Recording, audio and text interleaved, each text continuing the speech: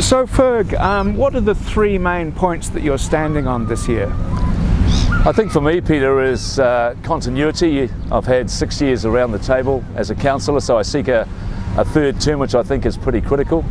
I've sat on the Infrastructure Committee, the Community Services Committee, the Heritage Trust. I look after Glenorchy and community, the Glenorchy Community Association and all the Arthurs Point Community Associations. So one, I think, is the continuity that I think is critical, leading into another 3 years of a council term, to continue on that work and deliver that as well, because we're in delivery mode as of June this year, 40-odd projects being rolled out that I've had a big say in, so that continues on. And I think just the volume of work that I do as a community member, I move in lots of circles across the community, from the young in the schools to the elderly, and the work that I've done with Abbeyfield in the past and everything in between. So those are the key reasons why I want to get involved. I'm a bit of a small community champion, hence the reason of the work that I do with Arthurs Point and Glenorchy. So I'd like to think that I could continue to be in their corner for the next 3 years. I guess the biggest issue at the moment is airport expansion. Where do you stand on that? Airport expansion, that's the big issue at the moment, of course. And I've been pretty consistent around the airport issue through the process. I've stopped and looked and listened and learned to make my decisions pretty clear, and I've been consistent. So for me, it's got to be full consultation with Wanaka, so we can get an actual lie of the land as to how they are feeling over there. And here in Queenstown, I'm not convinced that we need to extend the boundaries.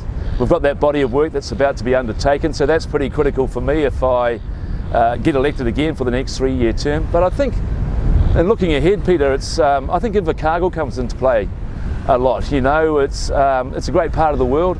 It's part of the country that should be seen. We should be doing our bit to get more people down there. Prior to going into radio, I was a tour driver, so I did that trip from Queenstown to Milford Sound many a time. And it was tough on me as a younger fella than what I am now. So, to throw people into Invercargill where there's lots of good that's going on, to go and see Bluff and see what the attractions are down there. The CBD's been redeveloped. So I'd like to think that in terms of expansion is that we're looking more in that direction. But, we just got to see what this body of work brings back. What about growth generally? Do you think that should be cut back, or what's your position on that question? Well, I've lived here 31 years, Peter, and I think growth has been a part of this town every year. There's always the debate around growth, and we've certainly had that for the last 31 years. It's an interesting topic, and I know how the community are feeling, especially around the airport issue when you stop and look at that. I went to all the public pop-up meetings, the two big community association meetings, so I've listened to the community because I think it's important that you listen, you read, because that's very important, and then you have to make your vote. So when it comes to growth, it's been a big part of this community, and maybe the community have seen through the airport issue the opportunity to jump in there and have their say. And I know that the debate will continue on until we can find a definitive result.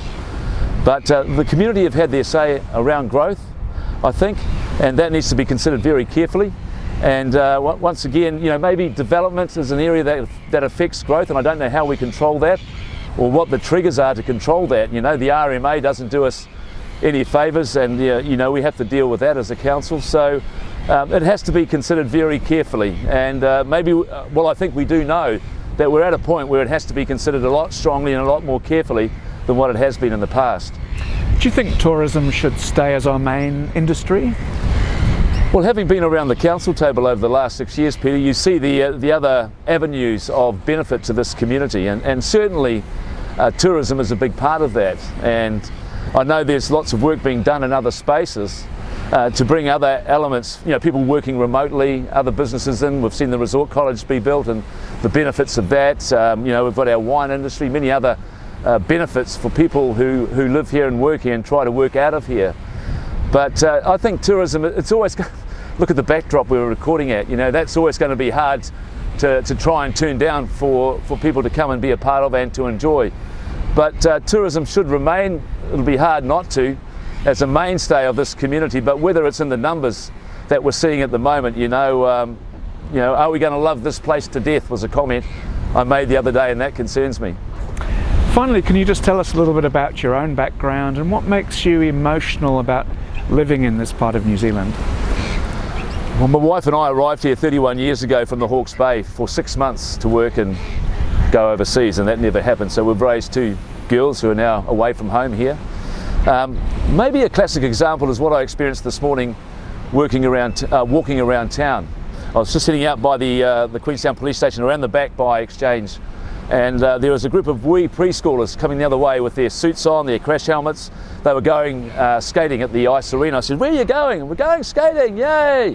And some of them said, "Give us a high five." So I gave them a high five, and it just made me stop and think that in my role as a counsellor, as it's been for the last 6 years, just remember those people, the little ones who will be our leaders and our counsellors of the future if they still remain here. But it's a pretty special part of the world, and we've got so many issues on the plate at the moment. The environment's a big one, climate change, there's just so much to deal with. But the challenge is probably like what Richie McCaw has always said, and I guess I go back to a sporting bent. When you've got pressure, and as counsellors we always have pressure, is that we have to walk forward and embrace it and get the job done. So there's lots more work to do that I hope I can be a part of into the future.